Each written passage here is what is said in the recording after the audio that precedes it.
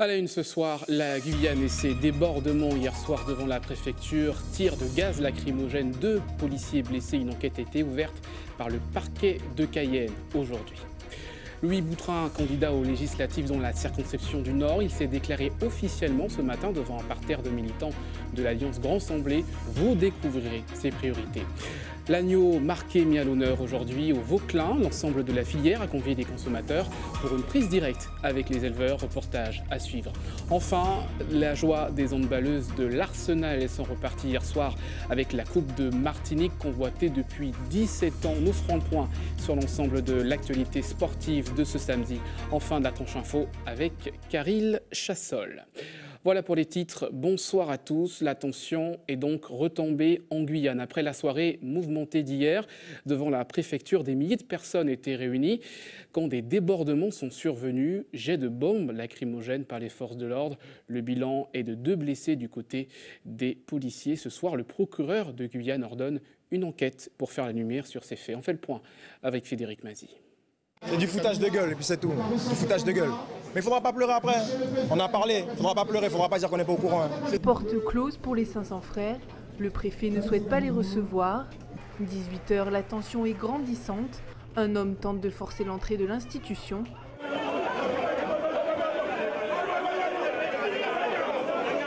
Les esprits s'échauffent.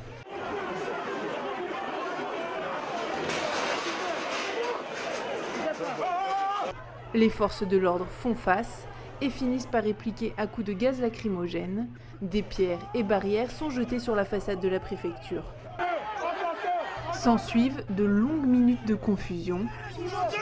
Les leaders du collectif tentent de reprendre le contrôle de la situation. C'est humain pour que les gens puissent revenir au calme. Dans les affrontements, plusieurs fonctionnaires auraient été blessés, dont le commissaire. Il sera pris en charge par les secours rapidement et transporté vers l'hôpital. Le calme revient peu à peu. Après 3 semaines de mobilisation, c'est la première fois que le conflit bascule dans la violence. Ça ne devait pas se passer ça. Ça ne devait pas se passer parce qu'on a toutes les manifestations qui ont été faites, qu'on a gérées, il n'y a jamais eu de problème. Et c'est pour ça que vous êtes tous là.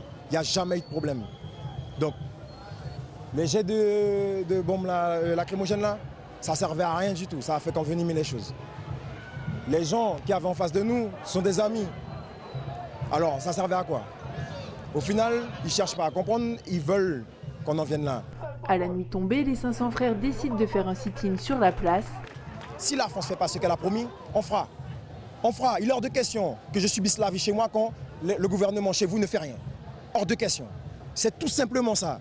Donc oui, s'il faut faire, on va faire. Ce n'est pas un souci pour nous. À l'aise. Faire ce qu'il y a à faire pour que les gens vivent bien. Hors de question que les délinquants viennent nous faire chier chez nous.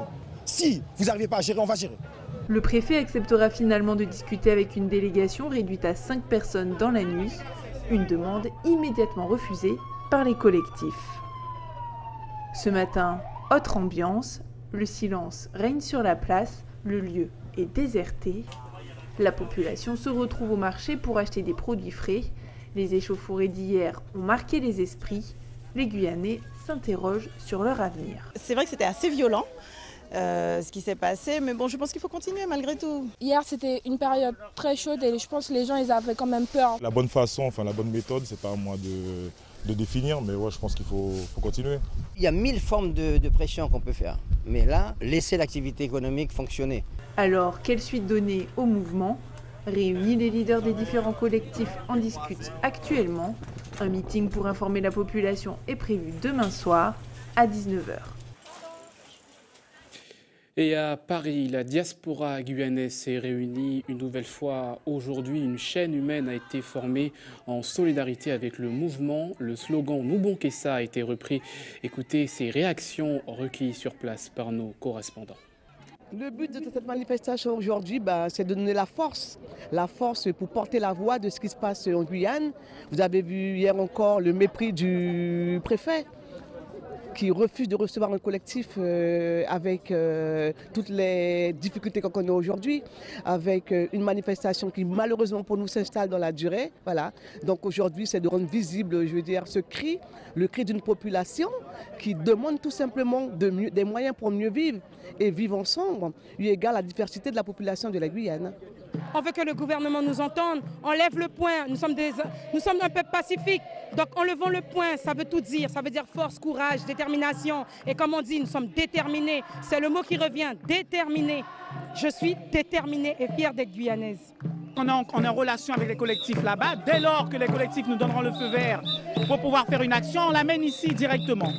Alors la première fois on était dans une salle enfermée, samedi dernier on était sur la place Vaughan, sur place, et aujourd'hui on marche dans les rues de Paris. On ne sait pas quelle va être la 4e étape, mais plus ça va, plus on est ferme et plus on est déterminé. C'est comme ça qu'on le prouve et on est avec nos frères là-bas et tous ceux qui estiment que la cause est juste pour un peuple qui jusqu'ici n'a pas été considéré à juste titre dans la République. En Martinique également, soutien au peuple guyanais. Plusieurs personnes ont participé à une marche entre le stade de Dillon et le centre de Fort-de-France. Parmi les participants, certains souhaitent sensibiliser également sur les problèmes sociaux, économiques de la Martinique. Je vous propose d'écouter ces quelques réactions recueillies par Louis Sabas. C'est Martinique à Doubout, à sortir les réseaux sociaux, à sortir la manipulation des médias, etc. Et assembler. Nous là, nous partissons en départ, nous pas manifester jeudi comme ça. La Guyane a posé un problème qui est fondamental, un problème fondant qu'il faut des moments là bien comprendre ça qu'à aller. Moment là quand ça à travers milliards, à travers politique, comme ça, mais c'est pas ça. Il a posé des problèmes de développement l'outre-mer là. D'abord si on fait en loi l'égalité réelle, ça veut dire qu'il n'y a ni inégalité réelle. Alors, problème ça, les Guyanais ont posé. Est-ce que nous, c'est des deuxièmes Français? Est-ce que l'outre-mer peut être traité à part? Et puis, en la France aussi, qui est de plus en plus extrémiste, vous comprenez? Alors, les Guyanais ont des garanties. Et si les Guyanais ont des garanties, nous aussi, il faut des nouvelles esprits, nous, pour mettre des garanties aussi bas Martinique. Pour demain matin, s'il y a un genre de trompe ou bien un genre de bagaille qui fait ici, qu'il n'y a pas construit en l'autre mur, en mur social, en mur intellectuel, en mur identitaire, etc. Nous. Voilà ce que l'on pouvait dire ce soir sur ce conflit qui bientôt touchera à 2 semaines. Louis Boutrin, officiellement candidat aux législatives. L'actuel conseiller exécutif de la CTM et président du parc naturel de la Martinique s'est présenté ce matin devant un parterre de militants en présence des membres de l'Alliance politique rassemblée. Le reportage de Marie Tricot. Toutes les composantes du Grand Assemblée réunies à Schœlcher pour la candidature de Louis Boutrin aux élections législatives. Le désormais candidat pour la circonscription du Nord a présenté ses priorités devant une 50aine de militants. Pour la Martinique et singulièrement pour le Nord, je m'engage donc à défendre 1. L'accès au savoir, à l'éducation et à la formation pour tous. Deuxième point important, il va falloir défendre l'emploi. J'ai presque envie de dire l'emploi durable pour l'accomplissement d'une mission qui passe par l'assouplissement de la législation pour la création d'emplois durables. Louis Boutrin, qui en profite pour égratigner sans le nommer l'actuel député du Nord. Alors, chers électeurs, affranchissez-vous des bilans en trompe-l'œil. J'aurai l'occasion d'en parler lors de la campagne, ce n'est pas le moment. Affranchissez-vous d'un système gangréné par des arrangements sclérosants, par de sempiternelles tactiques politiciennes et médiatiques que l'on fomente dans votre dos. Alors, osez le... Si le directeur de campagne n'a pas encore été choisi, le candidat pourra compter sur les forces politiques de l'Alliance Grand Assemblée formée pour le premier tour des élections de la CTM en décembre 2015. Nous soutenons, mais nous sommes engagés concrètement dans le combat. Ce n'est pas un soutien de loin. Nous allons nous engager avec toutes nos forces disponibles pour que Louis Boutrin puisse être élu député du Nord de la Martinique, c'est sûr. Louis Boutrin fait partie de l'Alliance qui aujourd'hui gère à la CTM.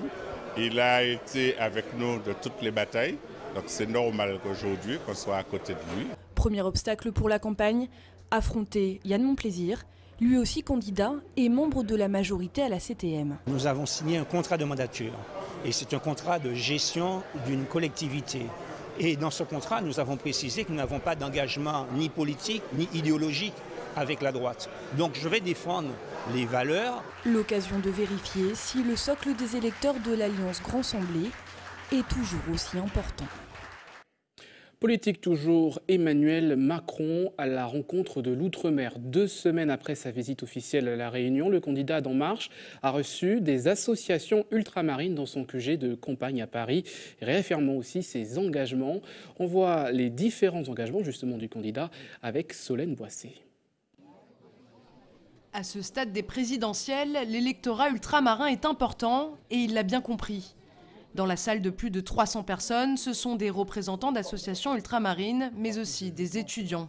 Dès le début de son discours d'à peine 15 minutes, il a mis en cause l'inefficacité du gouvernement à agir pour la Guyane. Ce que je m'engage à faire, c'est d'avoir dès après l'élection une approche qui est enfin à la hauteur des problèmes. En Guyane, la réponse qui devra être apportée, et je vais y revenir, elle sera beaucoup plus difficile à apporter, beaucoup plus coûteuse que si on l'avait fait il y a 3 ans dans un contexte apaisé.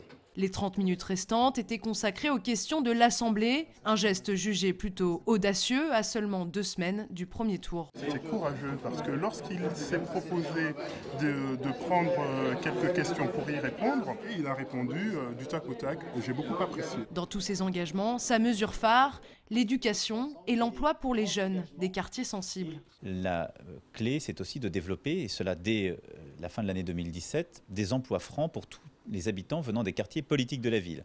Et donc pour avoir des embauches plus faciles, il y aura pour tout CDI 15 000 € pendant 3 ans de baisse de charges pour accompagner ces emplois sur redémarrage. Lutte contre l'illettrisme, sécurité avec plus de gendarmes et un investissement économique plus important. Ces mesures semblent avoir conquis ses invités avec quelques réserves. J'ai été plutôt satisfaite des réponses qui ont été apportées. Il s'est très bien exprimé, il a été très succinct, mais c'était bien. Mais après, vous savez, les belles paroles, c'est toujours de belles paroles. Hein. Est-ce qu'il faut attendre à voir quoi? S'il est élu, le candidat a promis de mettre en place des assises outre-mer sous la tutelle du Premier ministre pour pouvoir gérer les problématiques propres à chaque territoire. En tout cas, le temps des gaffes sur l'outre-mer semble bien loin derrière lui. Restez avec nous à suivre dans votre JT des communes. Nous irons au Morne Rouge, arpenter le calvaire du Morne Rouge qui marque la ferveur catholique à l'approche des fêtes de Pâques. C'est aussi un site classé monument historique. Et un autre lieu d'histoire, toujours au Morne Rouge, témoin des guerres royales entre la France et l'Angleterre. Le site également important pour les Martiniquais, car épargné par l'éruption de la montagne Pelée. Mais d'abord, direction le Vauclin pour la journée de l'agneau marqué. L'ensemble de la filière a organisé une manifestation champêtre aujourd'hui pour valoriser ce produit typiquement local auprès des consommateurs. Le reportage de Louis Sabas. Au menu de la dégustation de l'agneau marqué préparé en méchoui. Est-ce qu'on peut nous emmener un deuxième plat ? Un moment attendu par tous ces visiteurs venus de toute la Martinique pour découvrir ou retrouver cette viande. D'ailleurs, on n'hésite pas à faire une longue queue pour repartir avec quelques kilos du produit. C'est délicieux. Oui, je suis prêt pour aller en acheter. Je vais faire la queue comme tout le monde. Ça fait à peu près une bonne heure presque. Mais je suis déterminée parce que c'est de la bonne viande. Ça n'a rien à voir avec ce qu'on achète sur le marché, c'est clair. Il s'agit d'une race de bêtes sélectionnée par les éleveurs et créée par le Parc naturel régional de Martinique. Elles sont nourries et grandissent selon un cahier des charges qui garantit, entre autres, l'absence d'OGM dans leur alimentation. Des agneaux abattus avant l'âge de 12 mois, la démarche de l'exploitant agricole lors de cette journée est de populariser cette viande de qualité. La viande n'est pas traitée à sa juste valeur. Donc aujourd'hui, la meilleure solution, c'est ce qu'il faudrait que la profession en général fasse, c'est qu'on puisse continuer à expliquer aux gens. Ça se fait déjà, il y a plusieurs structures qui le font déjà, mais il faut aujourd'hui véritablement qu'on amène nos producteurs, nos consommateurs sur le terrain pour leur permettre de connaître mieux ce qu'ils ont dans leur assiette. Sur 200 éleveurs, seuls 6 produisent le mouton marqué en Martinique. La filière est appelée à se développer. Nous sommes en train de réaliser une étude qui nous permettra d'évaluer le coût de production de l'agneau marqué. Donc parce que la viande est vendue au même titre qu'un agneau normal. Et donc, mais nous souhaitons, en plus de la marque, pouvoir démarquer cette viande avec un prix qui est relatif aux contraintes que les agriculteurs ont à gérer puisqu'ils suivent un cahier des charges. Divers stands d'agriculteurs ou de producteurs étaient aussi présents pour cette opération où plus d'une tonne de viande d'agneau marquée a été vendue. On va parler cinéma maintenant avec notre invité Thomas Balmel. Bonsoir. Bonsoir. Alors vous êtes le directeur d'exploitation des cinémas Madiana, du cinéma Madiana, et vous allez nous présenter ce soir un nouveau dispositif puisque vous proposez depuis quelques jours des séances de cinéma décalées. Qu'est-ce que cela veut dire? Alors en fait, ça s'inscrit dans une réflexion permanente d'évolution du site pour améliorer l'offre client et l'expérience client. Voilà. Donc il y a plein d'éléments qui ont été mis en place. Et donc là, c'est une étape supplémentaire qu'on franchit aujourd'hui.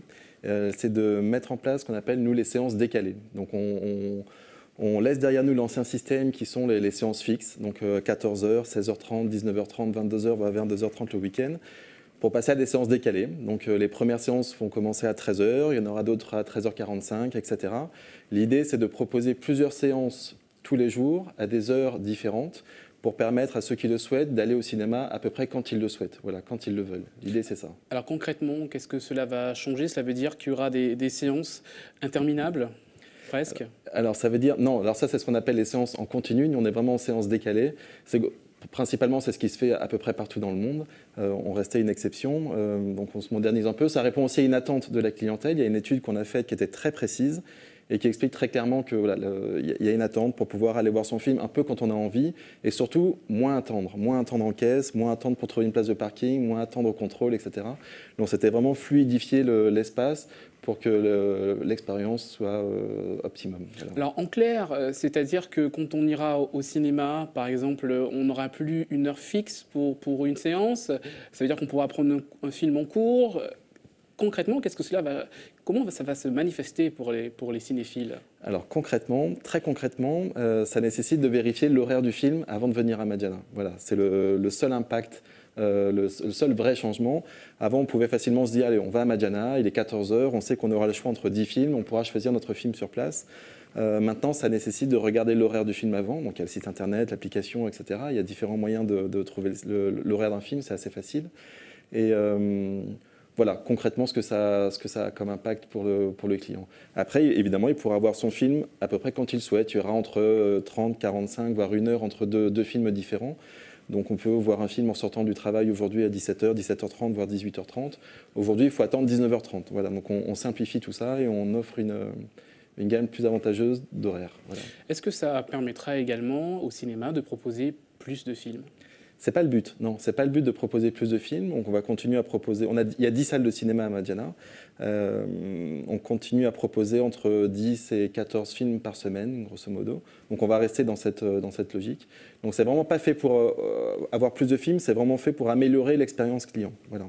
Alors l'expérience client passe aussi au niveau des embouteillages, des places de parking. Parfois on va au cinéma, on fait demi-tour parce qu'on n'a pas de place pour se garer. Est-ce que ça aura aussi un impact à ce niveau-là? C'est le but.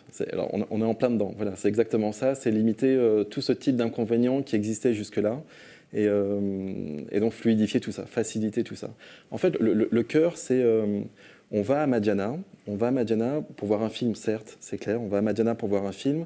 On va à Madiana pour vivre une émotion aussi. Voilà. Et donc notre réflexion, c'est en permanence qu'est-ce qu'on fait évoluer, qu'est-ce qu'on met en place pour permettre à chacun de vivre son émotion pleinement. Voilà. Et donc, ce type de réflexion, enfin, ce type d'évolution en font partie pleinement.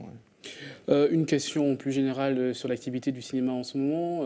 Vous disiez en antenne tout à l'heure qu'il y avait à peu près 10 000 personnes qui vont chaque semaine regarder un film à Madiana. Est-ce que le cinéma reste une activité privilégiée des Martiniquais? Tout à fait.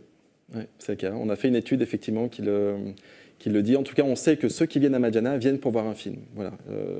Les chiffres parlent, c'est à peu près 70% des personnes qui viennent à Madiana savent le film qu'ils vont voir, et 80% ont vérifié l'horaire avant. Donc on est exactement dans la lignée de ce qui est attendu de nos clients. Voilà, c'était le souhait aussi. Merci beaucoup. Merci à vous D'avoir accepté notre invitation ce soir. C'est l'heure de retrouver votre JT des communes, je vous le disais tout à l'heure. Ce soir, Hubert Bornil nous amène au Morne Rouge avec notamment la découverte du site historique, un site classé monument historique qui est donc notamment l'un des derniers vestiges de la montagne Pelée, un site qui a été épargné par l'éruption de la montagne Pelée. On regarde tout ça tout de suite.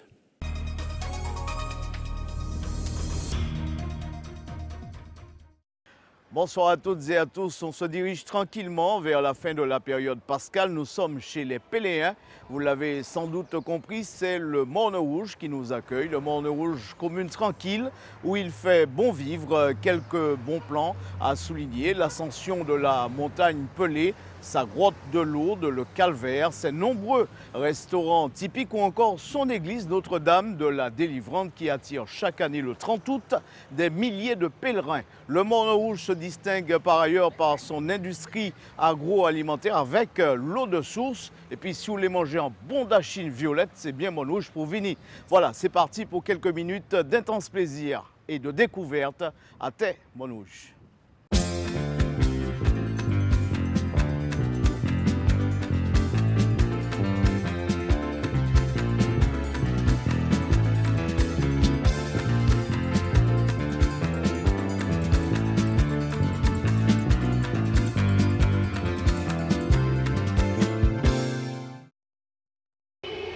Nous quittons l'église Notre-Dame de la Délivrande pour une marche, pas n'importe laquelle, nous sommes en période pascale. On vous emmène au Calvaire, un site connu par des milliers de Martiniquais et de visiteurs. Un endroit vieux de 150 ans qui s'inscrit déjà depuis 25 ans au rang des monuments historiques. Les détails avec Louis Sabas. Du haut de ce chemin de croix, 150 ans d'histoire nous contemplent. Un siècle et demi, pendant lequel de fervents fidèles ont foulé le calvaire du Mont Balisier. Un chemin de croix qu'Henriette gravit depuis son enfance. J'ai confiance. C'est un bonheur d'accompagner ma maman. Elle me tenait par la main et puis on y va. C'était un chemin de croix et puis tu es là et puis tu écoutes, même si tu ne comprends pas encore tout. Vous ne montez pas en vous tenant la main. Et les générations se succèdent au pied du calvaire. À l'approche de la Pâque, ces fillettes découvrent le site et ses stations. Ni la pluie, ni la pente n'entravent leur cheminement. On a toutes fait les stations. J'ai aimé parce que on a suivi Jésus dans toutes les stations. Au bout du chemin de croix qui retrace la passion du Christ, le calvaire. Il a été érigé en 1867 par le père Blancpain sous l'autorité de Monseigneur Herper. Ce n'est que 2 ans plus tard que les stations sont dressées sur le Mont Balisier. Aujourd'hui, la paroisse du Morne Rouge, la patronne du diocèse de Martinique, veut faire de la commune un haut lieu de pèlerinage. Nous sommes en train d'ériger une chapelle d'adoration permanente dans laquelle nous sommes. Donc une fois que Monseigneur David Macaire l'aura donc inauguré, ce sera l'unique chapelle d'adoration permanente de la Martinique. Et nous essayons également de travailler en partenariat avec la mairie de Morne Rouge et les commerçants pour pouvoir accueillir des pèlerins quand ils arrivent. Des pèlerins, ils pourront y rester plusieurs jours et se recueillir sur les sites historiques de la commune, l'église Notre-Dame de la Délivrande avec son nouveau Sacré-Cœur, la grotte de Lourdes et le chemin de croix dont les constructions ont débuté il y a 152 ans.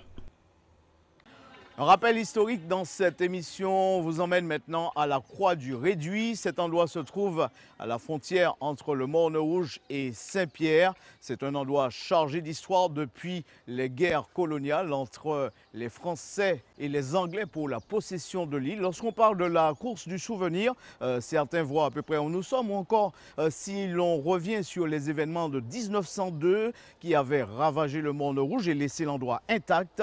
Tous les détails avec Louis Sabas. Le monument n'échappe à aucun automobiliste. Il marque symboliquement la limite de la zone dévastée par l'éruption du 8 mai 1902. À l'époque, un homme sur sa carriole échappe de peu à la mort à cet endroit précis, tandis que la ville de Saint-Pierre, comme toute la zone, est rayée de la carte et que les morts se comptent par milliers. La zone, elle, est préservée du souffle mortel du volcan. Nous sommes le 8 mai 1902. Petit miracle dans cette région. Monsieur Lasserre reçoit le souffle de la montagne Pelée. Sa voiture, sa carriole est renversée, mais il n'est pas mort, brûlé à vif. Et donc cette zone, j'appelle la porte de l'enfer, conduit vers le Morne Rouge. Et une maison juste devant moi a été épargnée, ainsi que la croix sur ma droite. Et le carrosse derrière moi est entièrement brûlé. Et c'est là qu'il est conduit, ce monsieur Lasserre est conduit au Morne Rouge pour recevoir les premiers soins. Quelques semaines avant la catastrophe, cette croix et son Christ ont dû voir passer la sœur de charité de la ville de Saint-Pierre. Perturbée par un songe, elles seront au presbytère du Morne Rouge où une seconde religieuse attend, elle aussi, de rencontrer le Père Marie. Ces deux femmes auraient eu une prémonition. La sœur de charité de Saint-Pierre, et qui raconte son rêve. Mon père, j'ai rêvé d'une épée bleue qui se promenait le long sur la mer en face de la ville de Saint-Pierre. Au grand étonnement de Père Marie, celle du Morne Rouge raconte le même rêve. En quelque part, ceci annonçait le drame de 8 mai 1902. Mais l'existence de cette croix est antérieure à l'éruption de la montagne Pelée. Elle est érigée en 1865 à l'occasion d'un jubilé décidé par Rome, sur un site déjà important au XVIIe siècle, dans les guerres de possession de l'île entre les Anglais et les Français. C'est une zone stratégique ici, d'ailleurs qui s'appelle Petit Réduit. Le Petit Réduit stratégique, pourquoi? En cas de guerre, il y a un resserrement. Sur ma droite, vous avez une falaise assez marquée, et puis ce relief.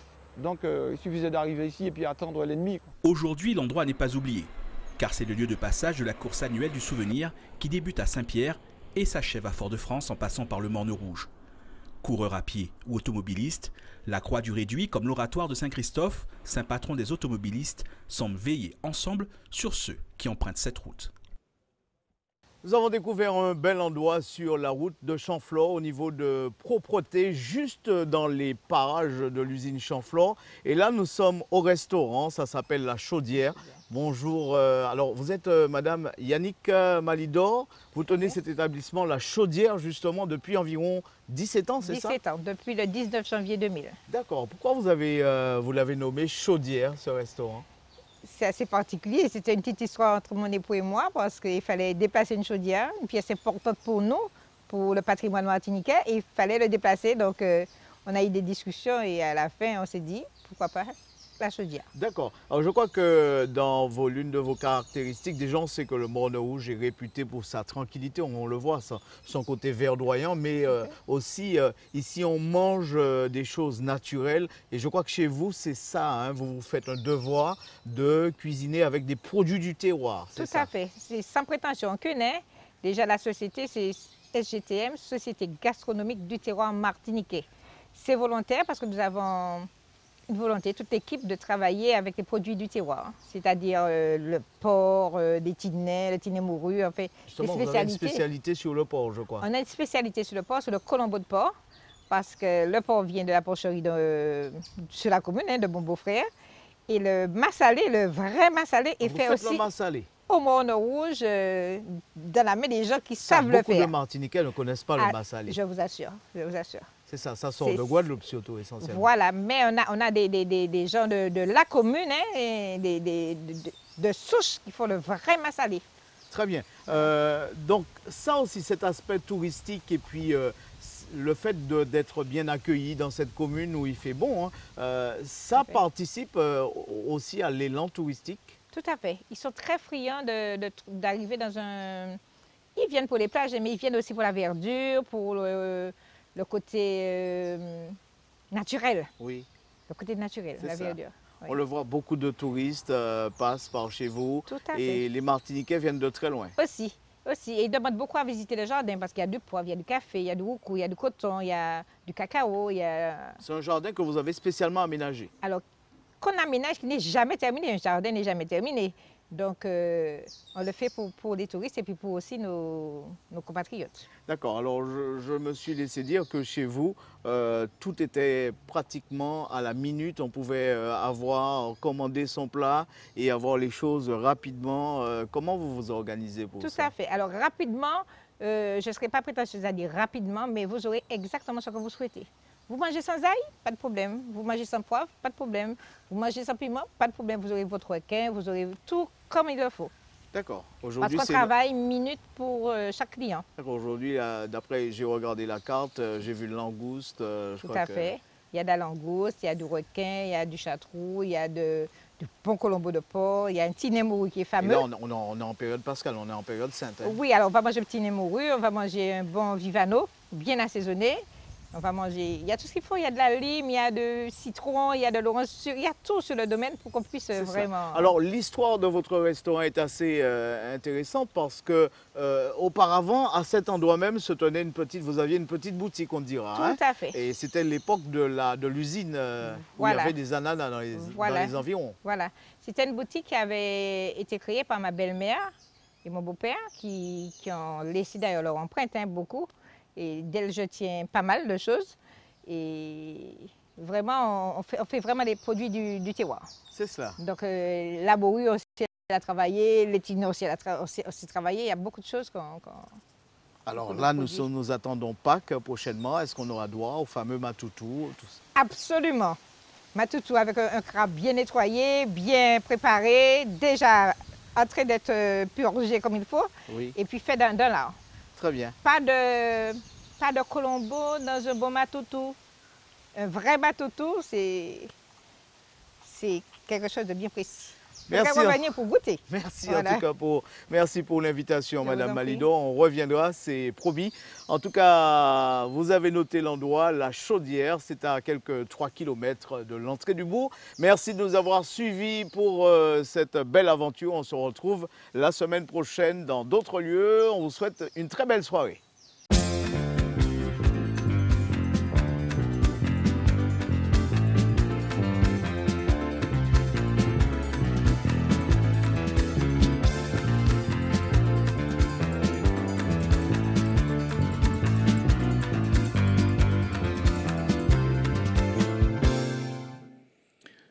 Voilà pour ce JT des communes. Restez avec nous la suite de votre tranche info avec le Sport Week-end. C'est dans quelques instants. À tout de suite.